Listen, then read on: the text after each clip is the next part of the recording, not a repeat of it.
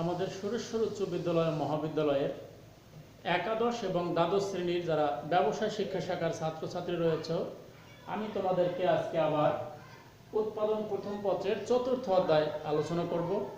গত ক্লাসে আমি তোমাদেরকে এই প্রথম পত্রের চতুর্থ অধ্যায়ের আমরা আলোচনা করেছিলাম সামষ্টিক পর্যায়ের উৎপাদন। সেখানে আমরা আলোচনা করেছি এবং পড়েছি যে মোট দেশজ উৎপাদন কাকে বলে, অথবা নিট দেশজ উৎপাদন কাকে বলে, অথবা জিডিপি কাকে বলে।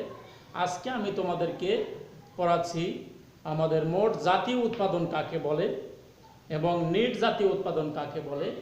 মোট জাতীয় উৎপাদন, যেটা আমরা গ্রোস ন্যাশনাল প্রোডাক্ট নামে চিনে থাকি, মোট জাতীয় উৎপাদন, এবং জিএনপি সংক্ষেপে বলে জিএনপি। তা আমি তোমাদেরকে আজকে প্রথমে মোট জাতীয় উৎপাদন কাকে বলে সেটি সম্পর্কে একটু ধারণা দিচ্ছি, এবং এই মোট জাতীয় উৎপাদন অথবা জিএনপি নির্ণয়ের যে সূত্রগুলো রয়েছে সেই সূত্রগুলো একটু ব্যাখ্যা করে বোঝানোর চেষ্টা করবো আজকে তোমাদেরকে। আমরা আসো জেনে নেই প্রথমে আমাদের মোট জাতীয় উৎপাদন কাকে বলে। আমরা একটু জিডিপি বা মোট দেশজ উৎপাদন আবার একটু স্মরণ করে দিচ্ছি তোমাদের। মনে রাখবে, জিডিপি অথবা মোট দেশজ উৎপাদন সেটি হলো কি, একটি দেশের ভৌগোলিক সীমারেখার মধ্যে একটি অর্থ বছরে সে দেশের মানুষ অথবা বিদেশের মানুষ যারা একটি অর্থ বছরে যে পরিমাণ পণ্য সামগ্রী অথবা সেবাকর্ম উৎপাদন করত তার মোট আর্থিক মূল্যকে আমরা কি বলছিলাম, মোট দেশজ উৎপাদন কিংবা জিডিপি অথবা গ্রোস ডোমেস্টিক প্রোডাক্ট। এবারে আমরা আজকে আলোচনার বিষয় আমাদের মোট জাতীয় উৎপাদন অথবা গ্রোস ন্যাশনাল প্রোডাক্ট কিংবা সংক্ষেপে বলে জিএনপি। এই মোট জাতীয় উৎপাদন নির্ণয় করতে হলে অথবা কাকে বলে সেটি বুঝতে হলে মনে রাখবে, একটি অর্থ বছরে যখন একটি দেশের জনগণ সে দেশের ভিতরেই হোক অথবা সে দেশের বাহিরেই হোক, যেখানে বসেই একটি অর্থ বছরে ওই দেশের জনগণ একটি অর্থ বছরে মোট যে পরিমাণ পণ্য সামগ্রী অথবা সেবাকর্ম উৎপন্ন করবে তার মোট আর্থিক মূল্যকেই আমরা কি বলবো, জিএনপি অথবা মোট জাতীয় উৎপাদন, গ্রোস ন্যাশনাল প্রোডাক্ট। আমি এই গ্রোস ন্যাশনাল প্রোডাক্ট অথবা জিএনপি আবার একটু ব্যাখ্যা করে বলছি। মনে রাখবে, ধরো আমাদের বাংলাদেশের যত জনগণ রয়েছে, কর্মক্ষম জনগণ যারা রয়েছে, তারা একটি অর্থ বছরে তারা সমগ্র জনগণ তারা আমাদের বাংলাদেশের অভ্যন্তরীণ সীমার মধ্যে যারা রয়েছে এবং আমাদের দেশের জনগণ যারা বাইরে গিয়ে বা প্রবাসে যারা গিয়েছেন, যে সমস্ত ভাইয়েরা অথবা বোনেরা তারা বিদেশে বসে যে সমস্ত উৎপাদন অথবা সেবাকর্ম করে থাকে একটি অর্থ বছরে, তো সেই দেশের ভিতরে বসে যারা উৎপাদন করতেছেন অথবা দেশের জনগণ যারা বিদেশে গিয়ে উৎপাদন করতেছেন অথবা আয় করতেছেন বা উপার্জন করতেছেন, এই দুই ধরনের জনগণের মোট যে অর্থমূল্য সেটি আমাদের এই মোট জাতীয় উৎপাদন অথবা মোট গ্রোস ন্যাশনাল প্রোডাক্ট হিসেবে অভিহিত করা হয়। তো এখন আমাদের এই মোট জাতীয় উৎপাদন অথবা জিএনপি হিসাব করার সময় আমাদের কতগুলো সতর্কতা অবলম্বন করতে হবে অথবা কিছু বিষয়ের দিকে অত্যন্ত সতর্ক দৃষ্টি রাখতে হবে। সেগুলো হলো কি, জিএনপি একটি সাধারণত নির্দিষ্ট সময়ে গণনা করতে হবে। শুধুমাত্র চলতি অর্থ বছরের উৎপাদিত পণ্য ও সেবাকর্মই জিএনপির অন্তর্ভুক্ত হবে। চূড়ান্তভাবে উৎপাদিত দ্রব্য ও সেবাকর্মের আর্থিক মূল্য জিএনপিতে অন্তর্ভুক্ত হবে। দ্রব্য ও সেবাকর্ম অবশ্যই অর্থনৈতিক কর্মকাণ্ডের সাথে সম্পৃক্ত থাকতে হবে। বেআইনি কার্যকলাপ থেকে উৎপাদিত কোনো পণ্য বা সেবা আমাদের এই জিএনপি অথবা মোট জাতীয় উৎপাদনের সাথে অন্তর্ভুক্ত করা যাবে না। উৎপাদিত পণ্য ও সেবার অবশ্যই বাজার মূল্য থাকতে হবে। কোনো পণ্য যখন উৎপাদন করা হয় বা সেবাকর্ম উৎপাদন করা হয় তার অবশ্যই বাজার মূল্য থাকতে হবে। একটা দেশের সকল মানুষ, দেশের ভিতরেই হোক অথবা বাইরেই হোক, তাদের সকল মানুষের উৎপাদন আয় এক্ষেত্রে অহিসাবভুক্ত করা হবে এবং দেশের অভ্যন্তরে কর্মরত বিদেশিদের যত উৎপাদন আছে তাদের আয় ব্যয় এই মোট জাতীয় উৎপাদনের সাথে সম্পৃক্ত করা যাবে না। এটি মনে রাখবে।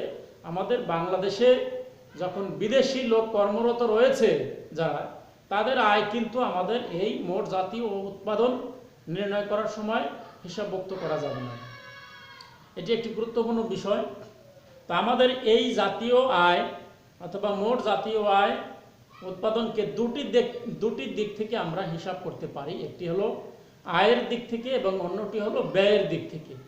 মনে রাখবে, আমি আবারও বলছি তোমাদের, আমাদের এই মোট জাতীয় উৎপাদন অথবা গ্রোস ন্যাশনাল প্রোডাক্ট বা জিএনপি, এটি দুটি দিক থেকে হিসাব করা যায়। দুটি দিক থেকে হিসাব করা যায়। কি কি? একটি হলো আয়ের দিক থেকে এবং অন্যটি হলো ব্যয়ের দিক থেকে।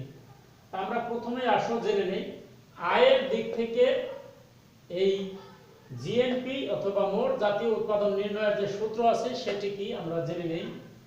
আয়ের দিক থেকে মোট জাতীয় উৎপাদন নির্ণয়ের সূত্র হলো জিএনপি সমান summation R plus summation W plus summation I plus summation R, যেখানে আর সমান খাজনা, ডব্লিউ সমান মজুরি, আই সমান সুদ এবং আর সমান মুনাফা হিসেবে বিবেচনা করা হয়। এরপরে ব্যয়ের দিক থেকে মোট জাতীয় উৎপাদন নির্ণয়ের যে সূত্র রয়েছে সেটি হলো জিএনপি সমান C plus I plus G plus X minus M.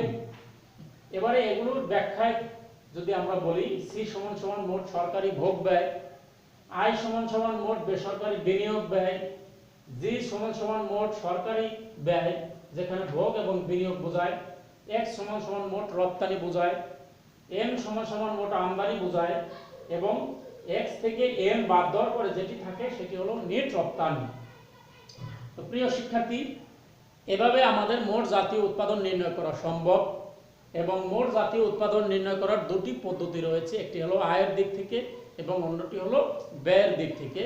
এটা তোমরা বই খুঁজে ভালো করে এই সূত্রগুলো আরো ভালো করে আয়ত্ত করবে। এবারে আমি তোমাদেরকে নিট জাতীয় উৎপাদন কাকে বলে সেটি বলবো এবং এর নির্ণয়ের সূত্র বলবো। মনে রাখবে, যখন আমরা মোট জাতীয় উৎপাদন নির্ণয় করি, সেই মোট জাতীয় উৎপাদন অথবা জিএনপি, যেটা গ্রোস ন্যাশনাল প্রোডাক্ট বা জিএনপি সংক্ষেপে বলে, এই জিএনপি থেকে যখন যে সমস্ত মূলধনী সম্পত্তি ব্যবহার করা হয়, অর্থাৎ যন্ত্রপাতি, ভূমি বা কারখানার ভবন, এই জাতীয় যখন কোনো মূলধনী সম্পত্তি ব্যবহার করা হয়, সেই মূলধন জাতীয় যে সমস্ত সম্পত্তি রয়েছে তাদের অবশ্যই যখন এই জিএনপি বা মোট জাতীয় উৎপাদন থেকে বাধ্য হবে, তখন আমরা এই নেট জাতীয় উৎপাদন পেয়ে থাকব বা এনএনপি বলা হয় সংক্ষেপে, যেটা নেট ন্যাশনাল প্রোডাক্ট নামে অভিহিত হয়। এই নেট ন্যাশনাল প্রোডাক্ট অথবা এনএনপি নির্ণয়ের আবার সূত্র রয়েছে। এটি অত্যন্ত গুরুত্বপূর্ণ একটি সূত্র, এটি তোমরা মনে রাখবে। এনএনপি নির্ণয়ের সূত্রটা হলো এনএনপি সমান C plus I plus G plus X minus M minus CCA অথবা ডিসি। এখানে সি বলতে কি বোঝায় এটি আমরা আগে জেনেছি। আই বলতে কি বোঝায়? সি বলতে মোট সরকারি ব্যয়, আই বলতে মোট বেসরকারি বিনিয়োগ ব্যয়, জি বলতে মোট সরকারি ব্যয়, এক্স বলতে মোট রপ্তানি ব্যয়, এম বলতে মোট আমদানি ব্যয় এবং এক্স মাইনাস এম সমান আমরা নেট রপ্তানি বুঝে থাকবো। প্রিয় শিক্ষার্থী, আরেকটি এখানে নতুন শব্দ রয়েছে সিসিএ। এই সিসিএ বলতে কি বোঝায়? সিসিএ হলো ক্যাপিটাল কনজাম্পশন অ্যালাউন্স অথবা মূলধনের অবচয় জনিত ব্যয়। আর ডিসি বলতে আমরা সাধারণত জেনে থাকি ডেপ্রিসিয়েশন কস্ট অথবা যেটি অবচয় ব্যয়।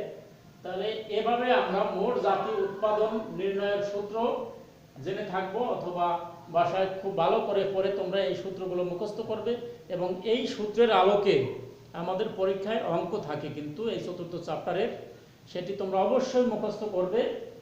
কিভাবে মোট জাতীয় উৎপাদন নির্ণয় করা যায়? দুটি দিক আছে, একটি হলো আয়ের দিক থেকে এবং আরেকটি হলো ব্যয়ের দিক থেকে। এবং নিট ন্যাশনাল প্রোডাক্ট অথবা এনএনপি যেটি নির্ণয়ের যে সূত্র রয়েছে, এই সূত্রগুলো তোমরা অত্যন্ত গুরুত্ব সহকারে মুখস্থ করবে।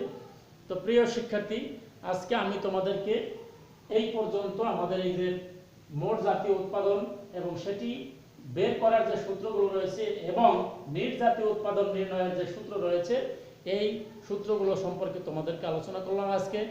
তা আমি তোমাদের আজকের ক্লাস এখানেই সমাপ্ত করব।